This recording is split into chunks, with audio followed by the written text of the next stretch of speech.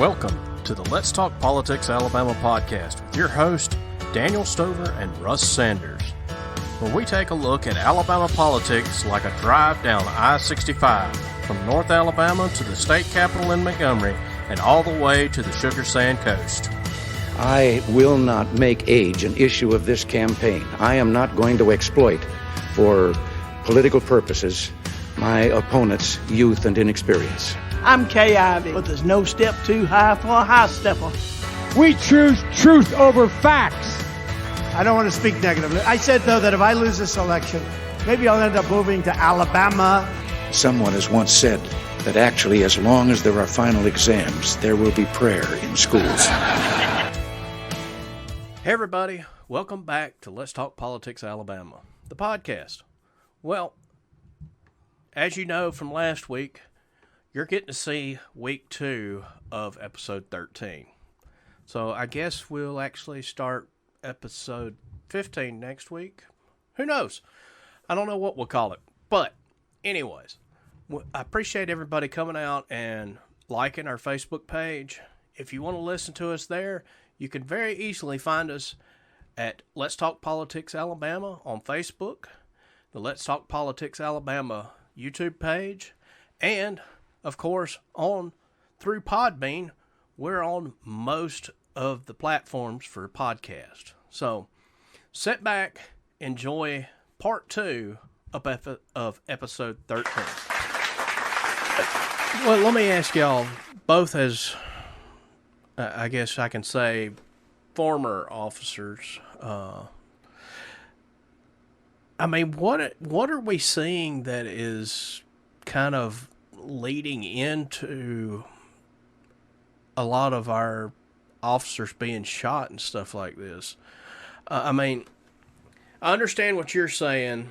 I also understand that there are certain people, like you say, that they make that choice to, hey, I've served my time. I know what it's like on the inside. I'm straight and narrow, but there's also those guys too that get out and they can't stand it outside. They go right back. They want to go right back. They're going to do something to go back in, and that may be killing a police officer so that they get put in for life. Yeah. I mean, is it something is that the main thing that we're seeing, that we're having this issue, or is it just total society breakdown? I mean, I'm trying to understand why we have such a rising system, or not system, but a rising amount of these things happening. I mean, we talked about the guy in Sheffield, the two officers in Sheffield, but on the same weekend there was also a Lee Green down in Warrior was shot on a drug raid. I mean, yeah. I just want y'all's opinions as officers.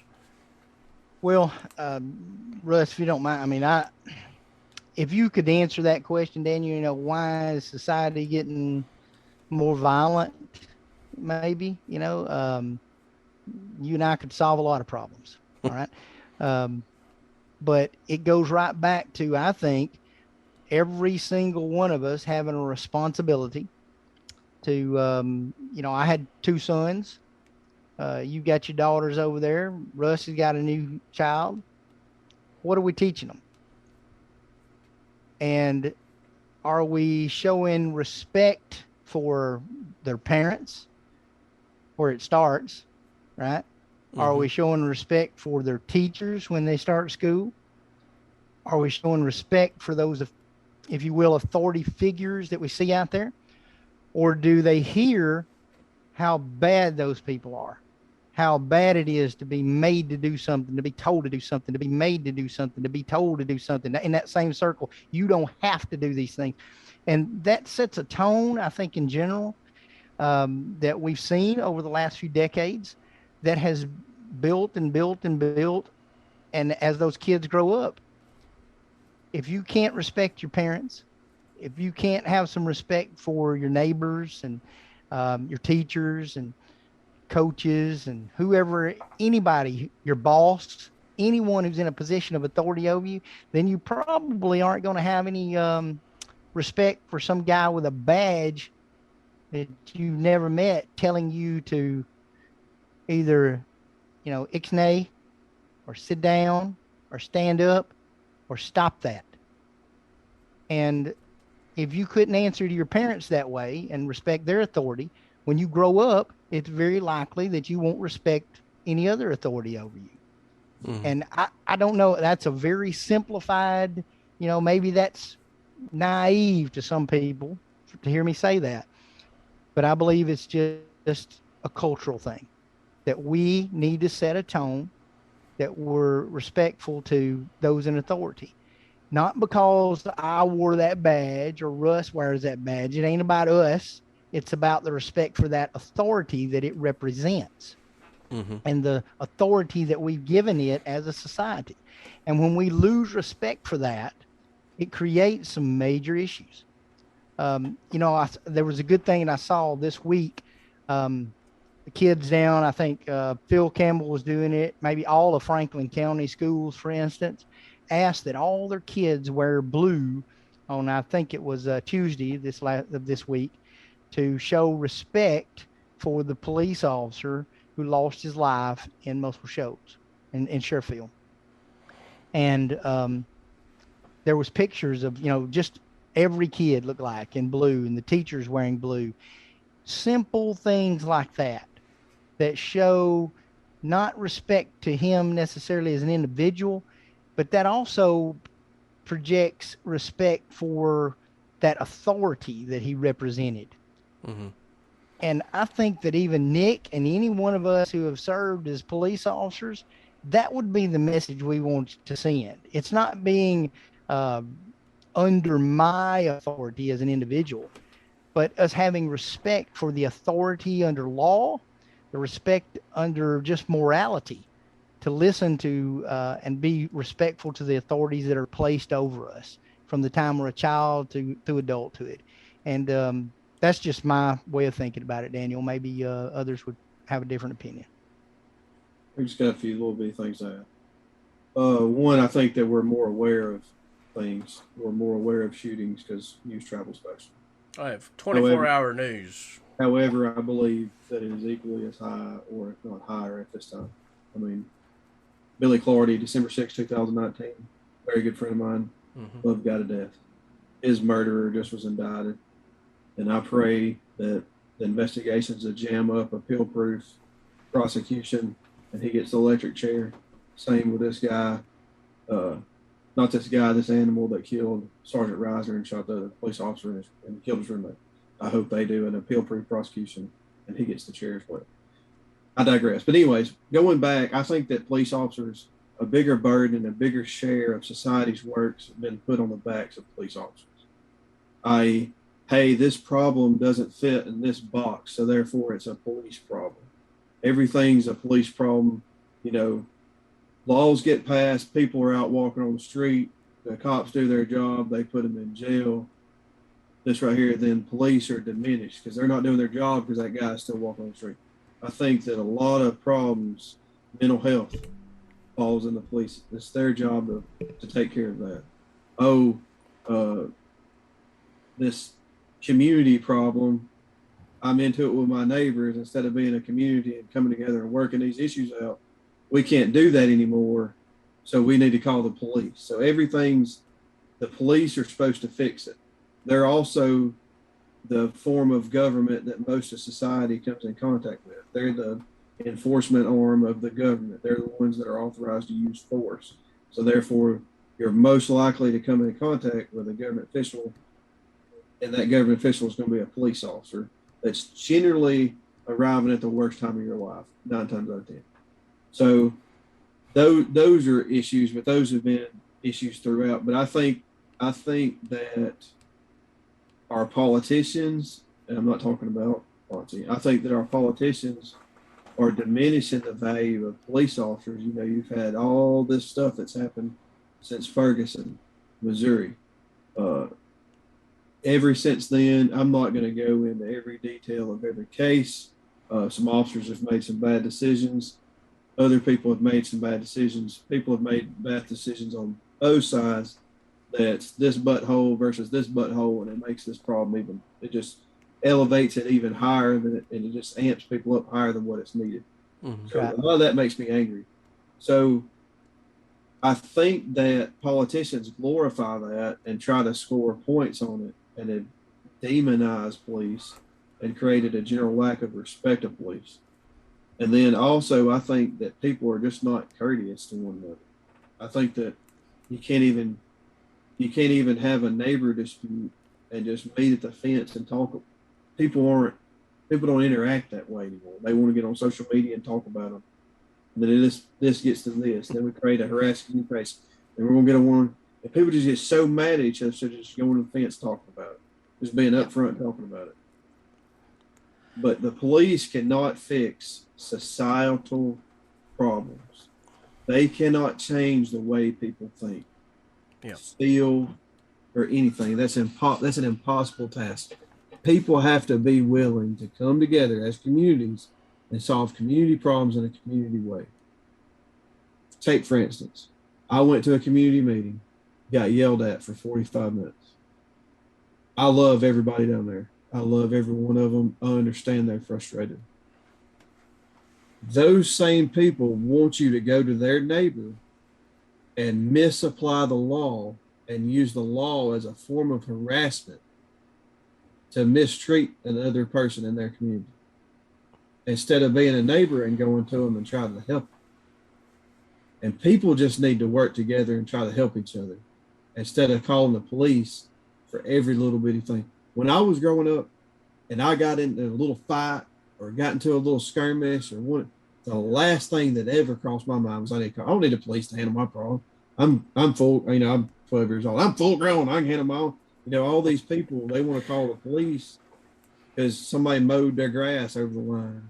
And you're just creating millions of incidences where police are coming in contact with people when they're just mad about the most irrelevant. It's important to them. So I don't want to say it's irrelevant, but in the grand scheme, in the grand picture, you're interjecting police into problems that ain't police problems.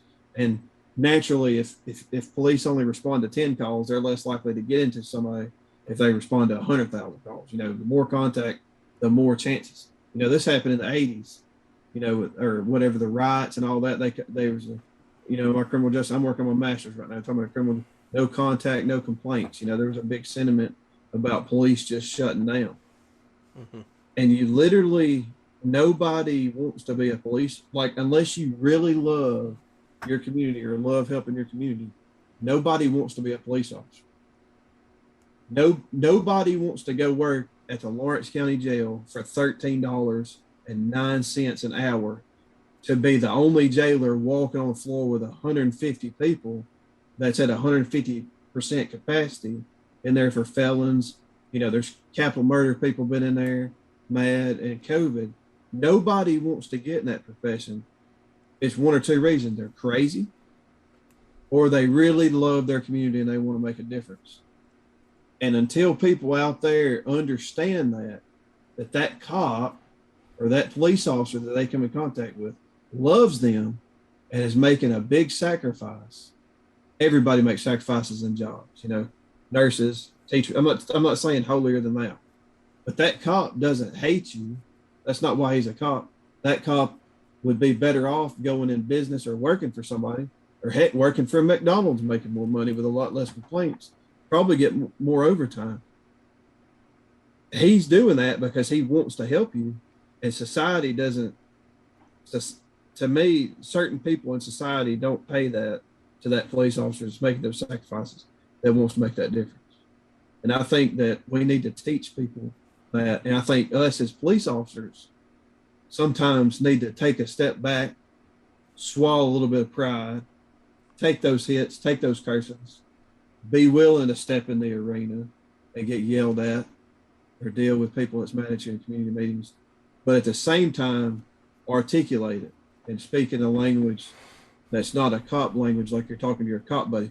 Well, this butthole did this, and so I cuffed the offender, and I put, this guy was upset, lady left him, He lost his job. You got to talk to people in ways that make sense. I think there's a lot of work to be done on cop standpoints, and I think there's a lot of work that needs to be done on community standpoints. But I think that politicians need to quit putting society versus them versus us kind of thing. Them is us is them. We're all part of the same community. And I think until we try to work on community problems, and I like the thought behind community policing, but it's just called being a decent human being on both sides. You can be a decent human being as a cop, talk to people. Get out of your car, walk through a yard sale and talk to somebody. Yeah.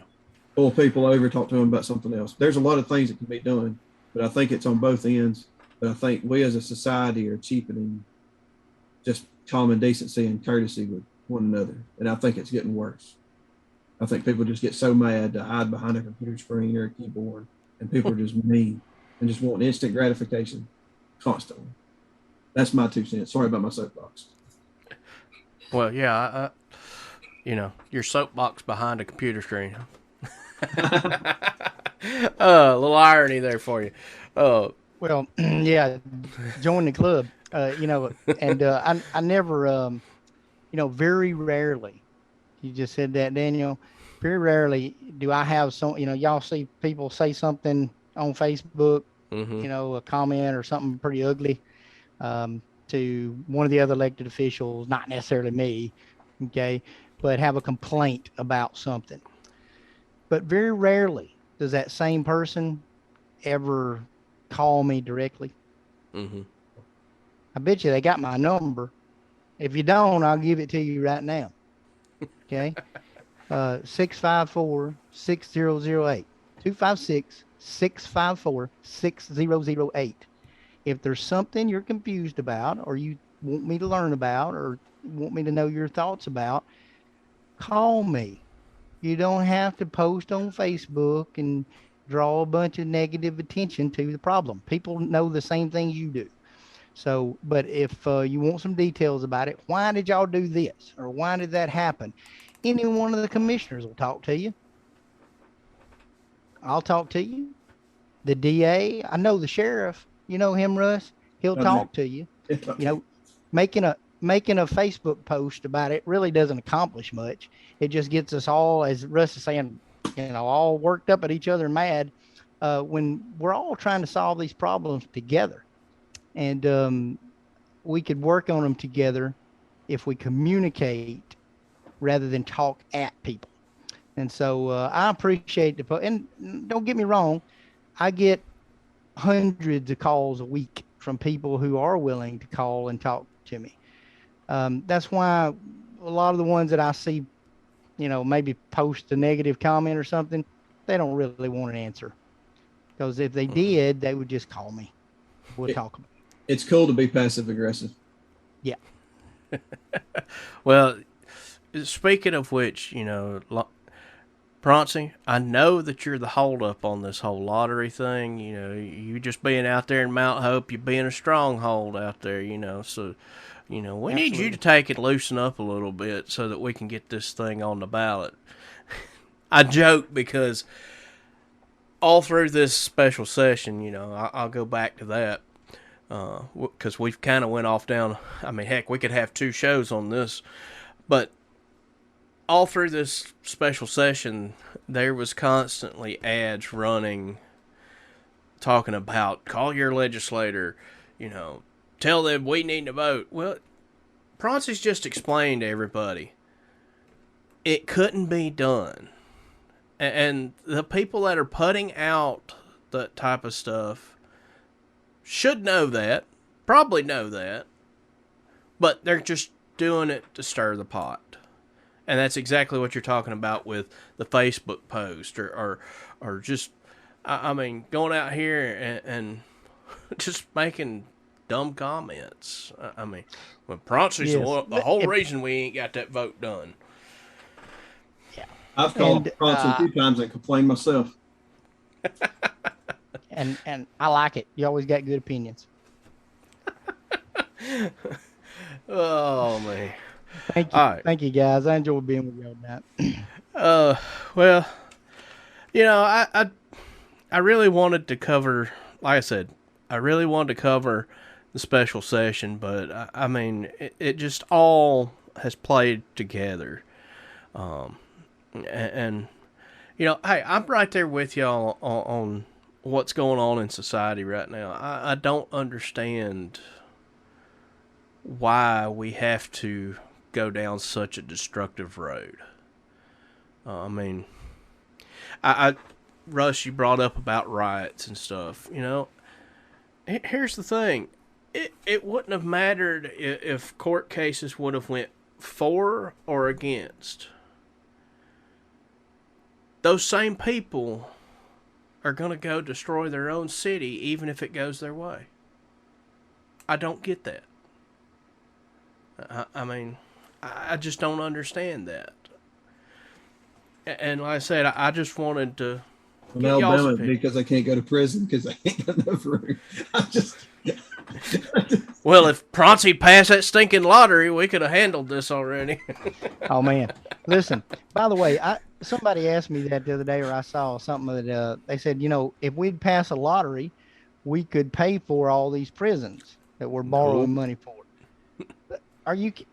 So you want me to pass a bill that says you will vote that all the lottery money goes to build prisons? You think that would either of y'all vote that the lottery money goes to build prisons? Negative. No, most people want it to go to what? What do we hear 90% of the time? They Education. Education. Right. Well, and we've got a $8 billion education budget and a $2.5 billion general fund budget, which all of everything outside of education, you understand? We're paying 3 times as much for education. I know there's some problems there, but 3 times as much goes to education already. So that becomes an issue down there too when we start talking about lottery. It's, I know you like to hear this. It's complicated. And we're going to have to continue to work on this. I would like to see us figure out the right solution for Alabama, but it's going to continue to take work, and more than a Facebook post. Let's just say that. Well, speaking of Facebook posts, Proncey, you wanted to bring up something. You told me you wanted to talk about something that happened down in the great town of Courtland, Alabama the other day. Well, I didn't know if we had time to talk about that, but we're going to go for it anyways. As you know, we had a great economic development announcement. Hopefully everybody saw something about that in the news or in the paper or social media.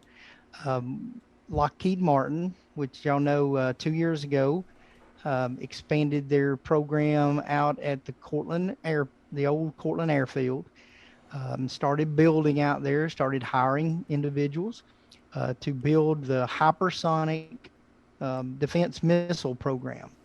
And we're very proud to have that there.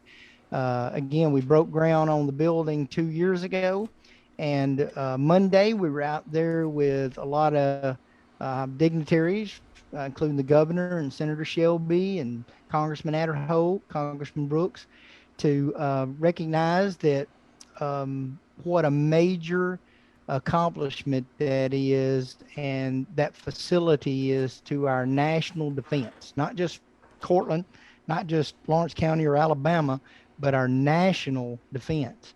And they're working with our Navy and our Army to design multiple applications to those rockets, and also then to expand that into, you can count on it, there will be other countries like Israel and our other allies that need those and will be coming here to Courtland, Alabama to get to be part of that. And it's going to continue to grow jobs and to grow that program and to have additional spinoffs of that. So I'm very proud of the fact that Lawrence County came together and has worked with those major defense players to secure that facility and to secure that piece of economic development for our county here and House District 7 in general.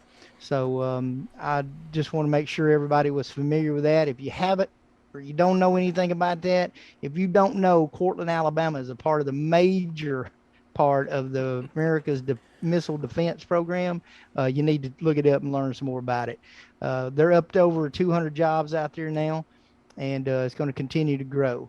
So I know everybody was disappointed some years ago when, I think 2014, when we lost the IP plant, 1,100 jobs out there, but we're slowly bringing jobs back to Lawrence County. So that's a couple of hundred there at Lockheed. You've got a couple of hundred at Nucor Tubular, which is in Mallard Box. You've got the Cooperage that's out there with a couple of hundred jobs. You've got Jack Daniels Cooperage. You've got a couple of other companies that will be out, the pipe fitter that's out there, Progressive Pipe. There's 100 jobs there. So slowly but surely, we're bringing those 1,100 back and diversifying it so that we won't have one plant shut down and wreck our local economy again. And that's the way we needed to be growing it, and the way we'll continue to work to do that. And our Economic Development Board, our county commission, our local school board, and our superintendent of education are all working as a team with myself and Senator Gudger to see these things come to fruition, and we're working on them every day. There's things going on in that world that I can't even tell you about. They're all secret squirrel, you know, when you start dealing with these companies, because they don't want to give the beans away before they show up. But I want the folks that are listening to know that we're working on those things, and they're a constant work in progress. And we have a team working together now, even with the surrounding counties, all the way out to Huntsville, that are helping us develop and grow these things. And so y'all keep your ears and eyes open for those announcements as they continue to happen. Yeah, I was reading an article through the Air Force magazine that's talking about it. And the thing that I thought was most interesting, and it kind of goes back to our podcast, was it last week, I believe it was, with the Flash Fiber from Joe Wheeler, is actually this facility is considered a smart facility, and it's actually going to be almost interlocked with Lockheed Martin's, if you've never heard of it, it's a big thing, the Skunk Works. That's the division of Lockheed Martin that brought us the SR-71, I believe the U-2, several, even the F-117, the stealth fighter. Some of the same platforms these rockets are built on. I know Russ is familiar with the Patriot missiles. Mm-hmm. Some of that technology has been upgraded to build this program, or to carry, if you will, these into battle. They'll be on trucks like with the Army guys. They'll be on ships with the Navy, and even submarines. So it's a big deal. Yeah. All right. Well, we'll cut her off there for the night. Hey, we went. I don't know how long this is going to end up, but between split it in two. Might have to. But hey, it was stuff that I felt that we needed to cover with you, Proncey, and I appreciate you coming on with us and spending some time with us to just sit and talk. I'm trying to understand a lot of this stuff, and hey, I'm in politics. I don't know this whole prison stuff. I don't know the court stuff. I'm trying to learn that stuff myself. And I know there's other people out there that are in the same boat as I am. But yep. That being said, we want to thank everybody for tuning in and listening to us.